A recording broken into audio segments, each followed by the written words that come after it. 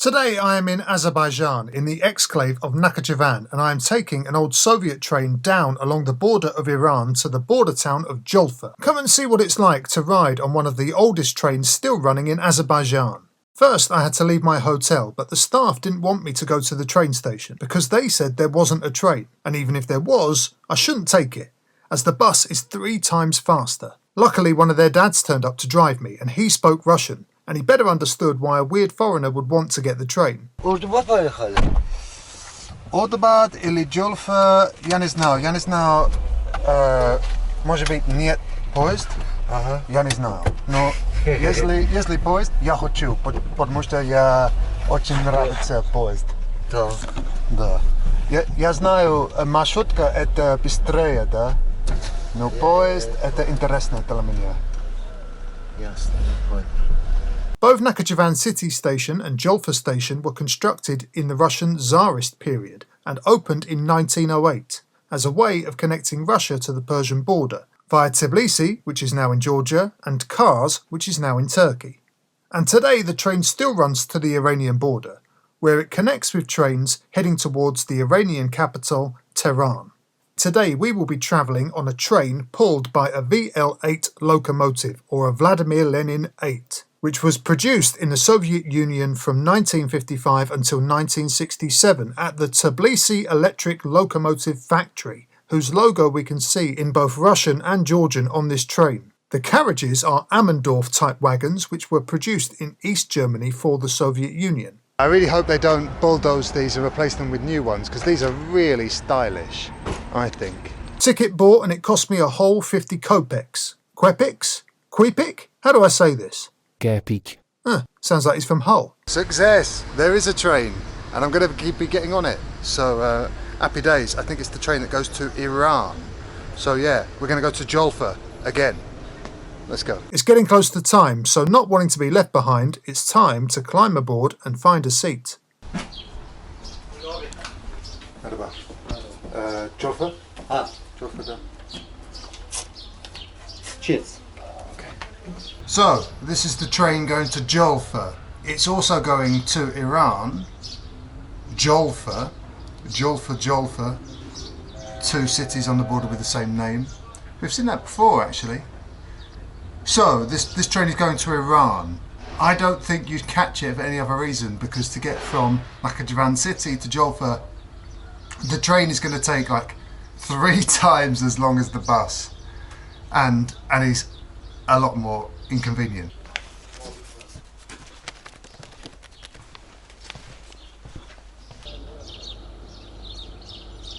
We're off. Next stop, Julfa.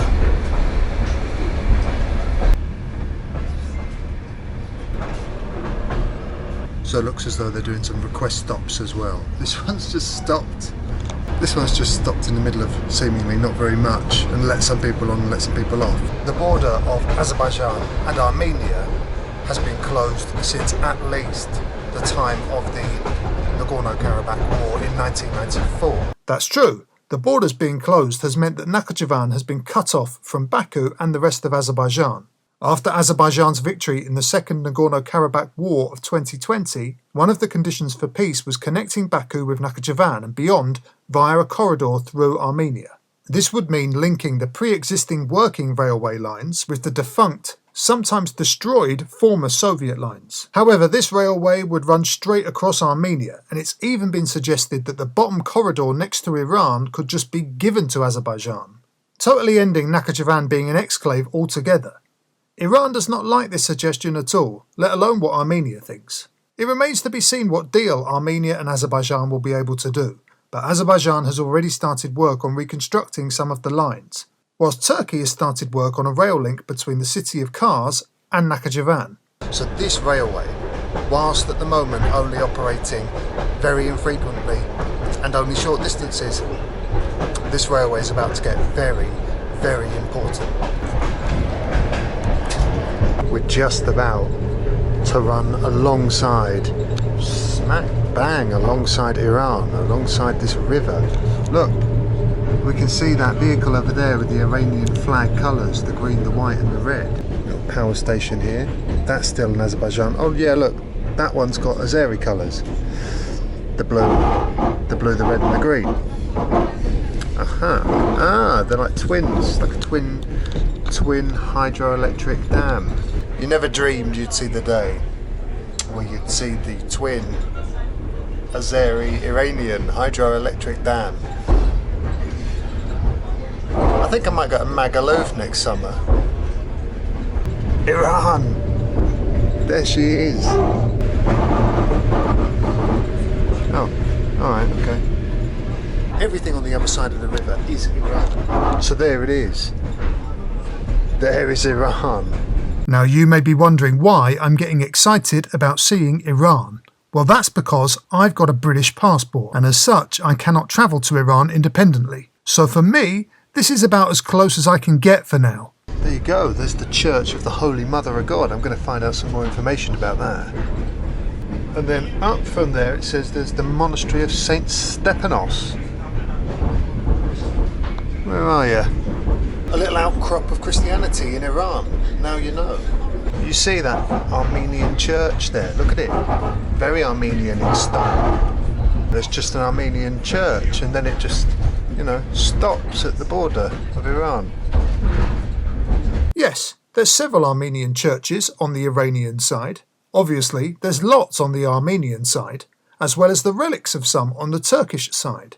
But there's none in Nakhchivan. There was, but now there isn't. That's because, let's just say, Armenia and Azerbaijan have a difficult history, one that's probably outside the scope of a video on trains. Well, it looks like a church, or something. Maybe not, maybe just... Oh, it's not another mausoleum, is it? Alright, here we go.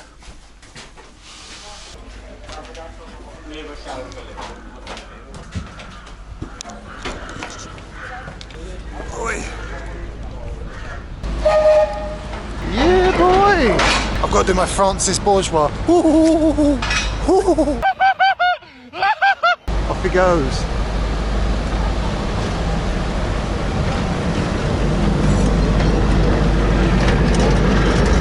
There's a Georgian train.